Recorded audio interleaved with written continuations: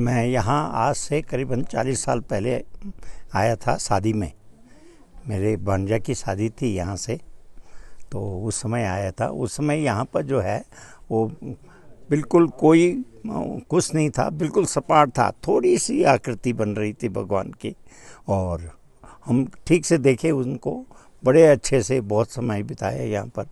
लेकिन सिर्फ एक छोटी सी आकृति, लेकिन अभी तो भगवान साक्षात भगवान के रूप में जो है बहुत बढ़िया है यहाँ पर, और भगवान की कृपा होगी भविष्य में तो ये भविष्य बद्री ही बनेगा।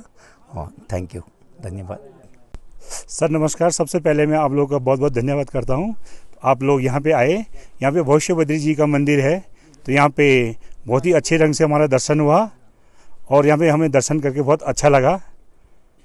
तो भाई से बताओ आप। जी, भविष्य बद्री हम लोग आए हैं। मैं दूसरी बार आ रहा हूँ यहाँ पे। बहुत ही सुंदर जगह पे बनी है, चारों तरफ जो हमारे ये खूबसूरत है। हम इससे प्रभावित होकर दोबारा आया हूँ। मैं अभी 15 दिन के अंदर दोबारा हूँ। ये बहुत ही सुंदर है। मेरे पिताजी अभी आ रखे हैं, 85 साल के हैं।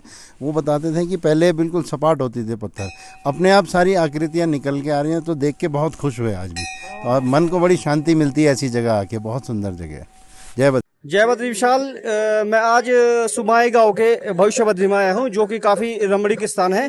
और अभी तो फिलहाल 4 धामों की कपाट बंद है, और जैसा कि आप देख रहे हैं, और यहाँ तो आप 12 महीने दर्शन कर सकते हैं। और मैं सभी यात्रियों और टूरिस्टों से अनुरोध करूंगा कि आप अगर जोशीमठ के क्षेत्र में आते हैं तो यहाँ भी जरूर आएँ।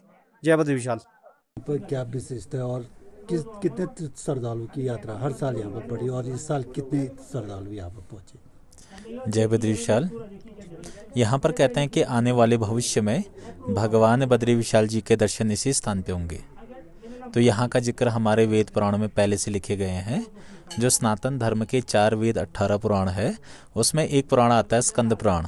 तो स्कंद पुराण के भविष्य केदार खंड में भगवान बद्री विशाल के साथ साथ भविष्य बद्री का जिक्र आता है। वहाँ पर उल्लेख मिलता है कि जोशीमठ में जो नरसिंह मंदिर है, वहाँ पर भगवान नरसिंह की एक भुजा, बाईं भुजा धीरे धीरे क्षीण होती जा रही है। तो एक समय ऐसा आएगा कि वह पूरी तरह से खंडित हो जाएगा, और बद्री विशाल में 2 पवित्र पर्वत है जिसे नर और नारायण कहते हैं, वह आपस में मिल जाएंगे। उसी को उपरांत कहते हैं कि बद्री विशाल से भगवान नारायण जी अंतर ध्यान होकर इसी स्थान पर अपने संपूर्ण चतुर्भुज रूप में विराजमान होंगे। तो जैसे जैसे बद्री विशाल का समय पूर्ण होते जा रहा है और भविष्य बद्री का समय निकट आते जा रहा है, तो यहाँ पर जो भगवान का विग्रह है, भगवान के विग्रह में धीरे धीरे समय अनुसार परिवर्तन देखने को मिल रहा है, और नीचे गर्भ से ऊपर की ओर बढ़ रहे हैं और प्रत्यक्ष हो रहे हैं। तो यहाँ पर भगवान बद्री विशाल के साथ साथ माता लक्ष्मी, गणेश जी, गरुड़ जी, और आने वाले भविष्य में पूरी बद्रीश पंचायत, जिसमें नारद जी, कुबेर जी, उद्धव जी इत्यादि जो भगवान के पार्षद होंगे, वह सभी एक समय पर इसी शिला पर उपस्थित रहेंगे। तो कहते हैं कि जैसे जैसे बद्री विशाल का समय पूर्ण होते जाएगा, या जैसे जैसे मनुष्यों द्वारा उस क्षेत्र को दूषित किया जाएगा, तो एक समय उपरांत भगवान अपने निज स्थान ब्रह्म कुंड में समाहित हो जाएंगे, और उसी को उपरांत भगवान की जो आगे की पूजा पद्धति है वो इसी स्थान से संपन्न होगा। तो यहाँ पर भगवान नारायण जी की जो आगे की पूजा पद्धति है वह भविष्य बद्री धाम के इस पावन भूमि से संपन्न होगा, और यहाँ पर आए दिन श्रद्धालुओं की मात्रा धीरे धीरे बढ़ती जा रही है। तो अभी तकरीबन 1 लाख से भी ऊपर श्रद्धालु यहाँ पर 1 साल में दर्शन कर चुके हैं, और धीरे धीरे भीड़ और भी बढ़ती जा रही है। श्रद्धालुओं का भगवान के दर्शन के लिए भीड़ उमड़ती जा रही है। पूजा पद्धति क्या है यहाँ पर? भगवान की पूजा पद्धति जैसे बद्री विशाल में सुबह प्रातःकाल भगवान की जो पूजा होती है वही यहाँ पर भी होती है, और सुबह भगवान का जो भोग होता है वो बाल भोग से प्रारंभ होकर शाम को साईं आरती तक भगवान की जो नित्य क्रम में पूजा आती है वो यही इसी स्थान पर संपन्न होता है जी।